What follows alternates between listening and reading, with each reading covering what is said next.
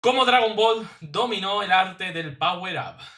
Como muchos sabrán por acá, yo soy Este muy anime de fan de escenas Dragon violentas, de Ball y escena. por Supongo si que va a no decir se en nota. Y es escenas. que esta obra Sí, tiene claro. algo, un encanto que solo tengo con otras pocas, como la saga del Erizo Azul o la del Voy a ver Trepamuros el y vídeo de quizá Zod de también Harry la de Potter. Dark ¿Lo Souls vemos y One mañana Piece, aunque entonces? a este último no ¿Ese? lo mencioné demasiado por acá por alguna razón. Y viendo que hace poco Daima hizo una salvajada, figurativa y literalmente, me puse a pensar en todos esos power-ups que la serie ha tenido a lo largo de sus sagas. Y siempre he No, no notado da algo, y tiempo, es que en Juan Diego. Dragon Ball suele dar igual si es un power-up muy bien construido o uno casi sacado de la nada misma, porque siempre, o casi siempre, logra que todo el mundo se vuelva loco. Y de eso No, ahí tienes razón. Da igual lo inconsistente que sea, da igual que tal, todo el mundo se vuelve loco.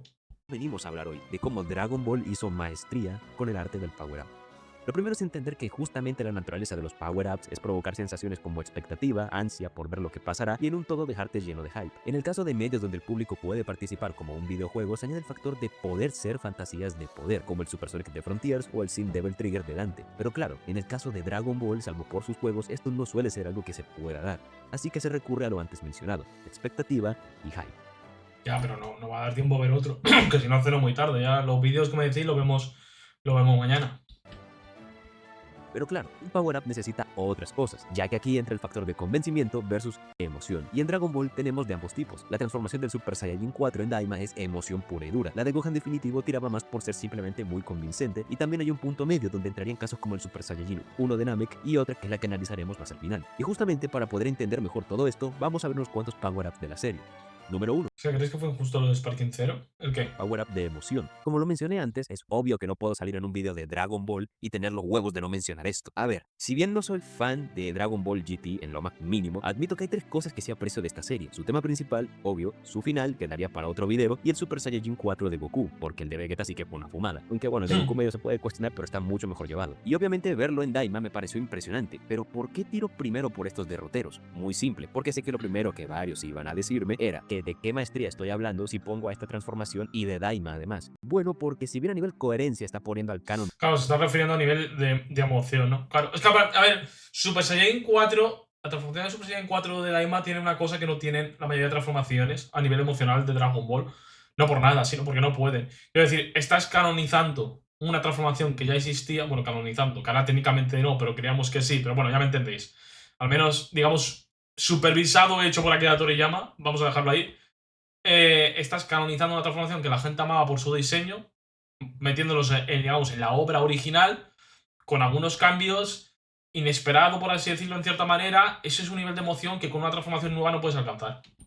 muy en la cuerda floja fecha de este video, este Super Saiyajin 4 sí tiene algo de lo cual se puede aprender, y eso es cómo darle al público en la tecla adecuada. No exagero cuando digo que muchos de ustedes habrán sentido que estuvieron toda su vida esperando esa escena, en especial esta de aquí que directamente ya me hizo explotar. Es un momento en cómo se preparó esto, y es que si bien se sabe que Neva lo pudo hacer al despertar el potencial de Goku como un Saiyajin, también es cierto que el truco no está ahí, sino en cómo se supo jugar con las emociones del público. Primero lo vimos en Sí, una forma canonizado más entre o menos de comillas, dejémoslo ahí. preadolescente, donde si bien varios pensamos que habría sido mejor verlo adulto, igualmente el diseño estaba bien, aunque es verdad que escuché quejas por cómo se presentó, al no ser de una forma emotiva como el de GT, y lo entiendo, pero por un segundo dejemos la nostalgia de lado y entendamos con qué propósito sale esta transformación. No puede ser sentimental como el de GT porque no hay una construcción para eso, pero sobre todo porque no la necesita. Esto no es una forma nueva, es simplemente un retorno, y por ende Ya, debe lo que os estoy diciendo aquí es ver la emoción de algo que viste desde pequeño en pantalla otra vez, diferente y, ya digo, canonizado en cierta manera.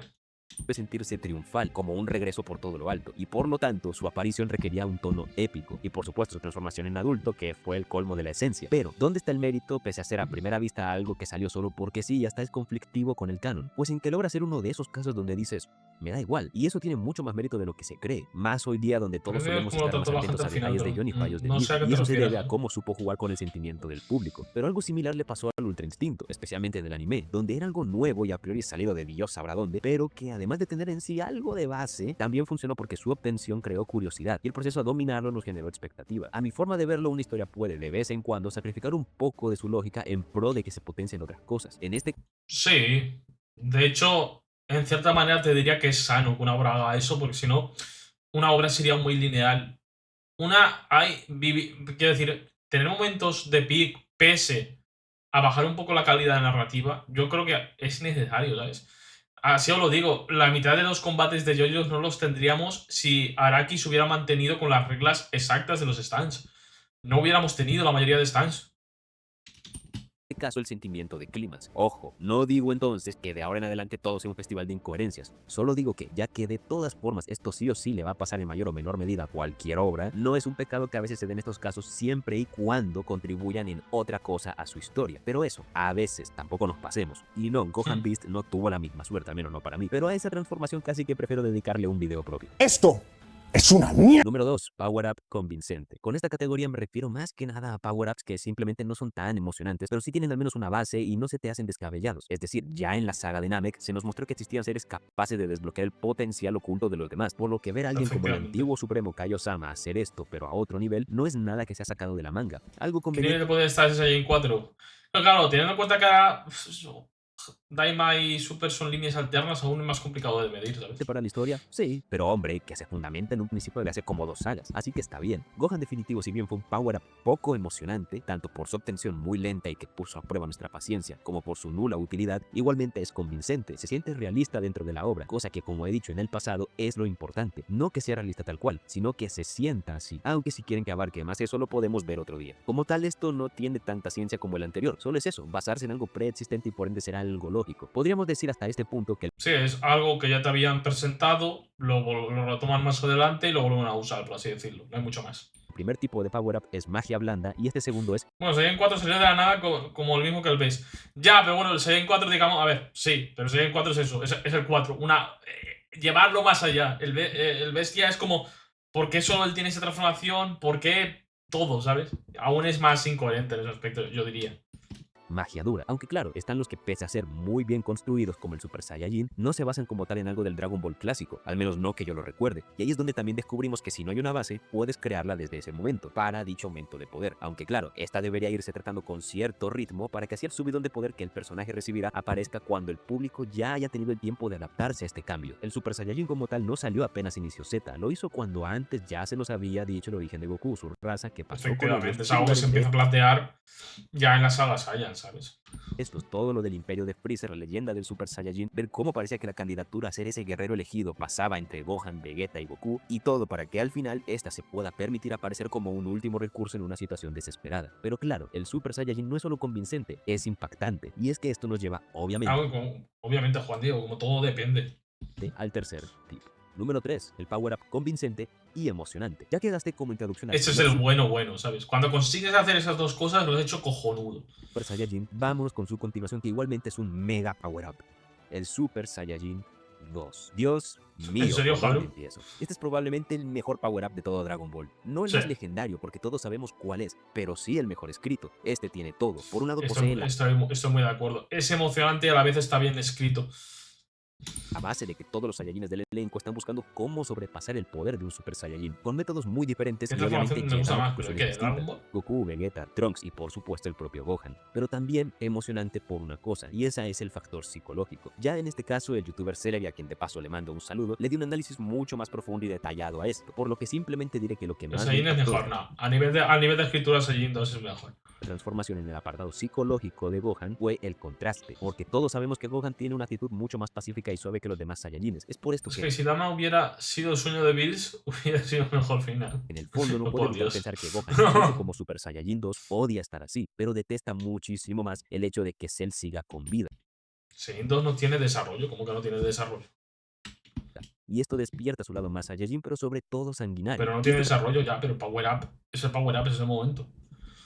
también se potencia por algo que suelen usar todos los power-ups de Dragon Ball que consiguen ser emocionantes, y eso es que se sientan como un último recurso, la última salvación. Le pasó al Super Saiyajin 1, al Super Saiyajin 2, al 3, aunque eso no le duró mucho, al 4, al Ultra Instinto, y eso es gracias a la sensación de clímax antes mencionada. E incluso por esto es que el caso de Gohan definitivo, si bien creó expectativa, no fue tan emocionante, porque simplemente ya puedes intuir que Gohan barrerá el piso con Buu, que luego la cagó, pero eso es independiente del power-up en sí. Y yo sé que alguien me diría, hombre, es que con Gohan Super Saiyajin 2 también podías intuir que le iba a meter una paliza a Cell. Sí, pero ¿sabes cuál es la diferencia? Que a cambio de esa diferencia de poder tan bestia que debería quitarle tensión a la cosa, obtienes, como dije, el cambio en la psique de Gohan. Creo que no tiene desarrollo el Saiyajin en la saga de Cell.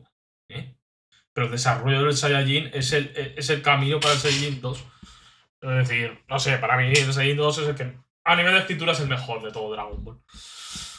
o siendo más A menos como específicos yo en lo que veo. esta sea llevada al No límite, quiere decir que Soul Saiyajin sea malo, pero me parece que el 2 es superior. por lo que igualmente hay emoción a partir de otra cosa, en este caso el cambio del personaje. En resumen diría que Dragon Ball es un caso muy curioso porque es como digo, da igual que el Super Saiyajin 4 de Daima saliera de la nada misma, porque igualmente generó impacto 2 veces seguidas y no cualquier obra logra esto, pregúntenle a One Piece, por lo que sí, es algo que vale la pena ver ya que se pueden aprender una o dos cosas de cómo crear un power up y qué tipo de opciones tienes, ya que realmente las 3 versiones que mencioné son eso, opciones, y ya van dependiendo de cosas como qué tipo de sistema de poder quieras utilizar en ese caso y también tu propio estilo. Pero bueno, esto ha sido todo de mi parte por el día. Bueno, sí, estoy de acuerdo en cierta manera.